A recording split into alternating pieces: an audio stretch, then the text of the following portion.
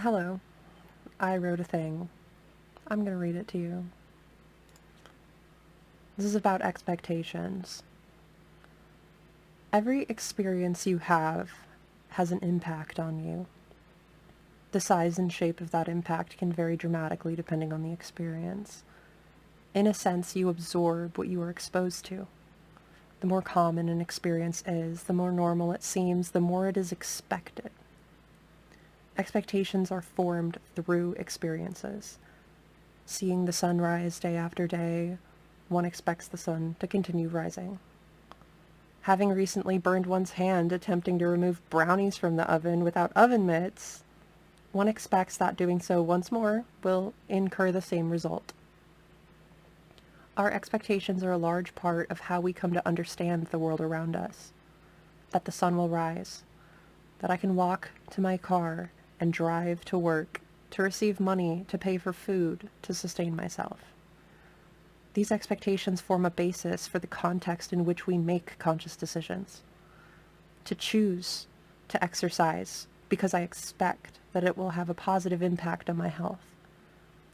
Expectations can be well-informed and based on accurate information, or they can be ill-informed and based on inaccurate information to varying degrees.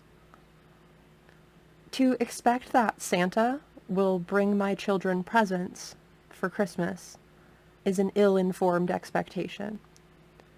To expect that drinking water will alleviate dehydration is a well-informed expectation. Expectations can be shared. A child who wants to learn about dirt bikes will trust whatever their dirt bike enthusiast dad says about dirt bikes and expect that whatever he says is true. I expect that whatever reputable paleontologists agree upon about fossils is probably correct because I expect that they know what they're talking about. Because I'm not reading paleontology papers in my free time. I expect that since I made plans with my friends on Tuesday, I'm going to see them on Tuesday.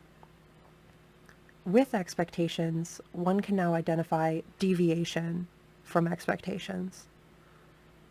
My friend told me I'd see them on Tuesday. I expected to see them on Tuesday. But they got sick. They were in no state to leave the house or socialize. My expectations were wrong, even though they weren't necessarily ill-informed. Getting sick is always a possibility, so I wasn't devastated. But still, having one's expectations turn out wrong can be an unpleasant experience.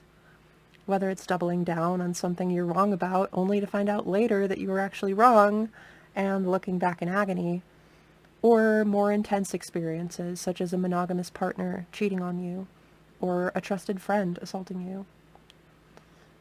In other situations, having expectations subverted can be a pleasant experience. Much of comedy is about the subversion of expectation. Expecting a mountain lion to be lurking behind a bush, only for a rabbit to hop out, is funny. Expecting a slog of a dreadful day only to be met by a pleasant surprise can leave a lasting pleasantness throughout the day. It is experience that builds expectations, and though knowledge can also be used to build expectations, it is not necessary. Trauma can often result in irrational or self-destructive behavior, such as isolating oneself to avoid being hurt again. Even if this behavior runs contrary to our conscious knowledge, that expectation of being hurt remains. Or take language.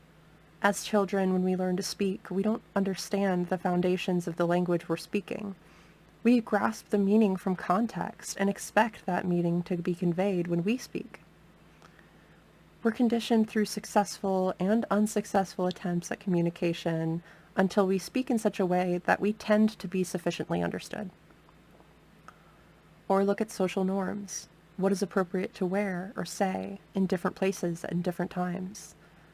If I were to ask you to name all the unspoken rules of conduct in public places, it would likely be a challenge.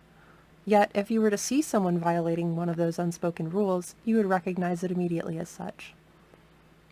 A person with a 3-foot green mohawk, dressed only in a Speedo, would look out of place in a formal setting and may even draw hostile attention. This also applies to less obvious but still visible social norms.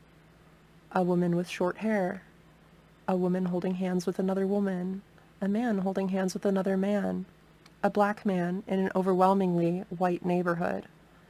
Each of these can be seen as a violation of social norms, the normal set of expectations. Heterosexuality is expected.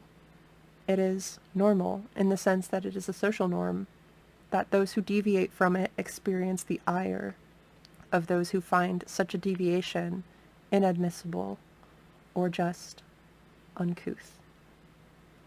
Thank you.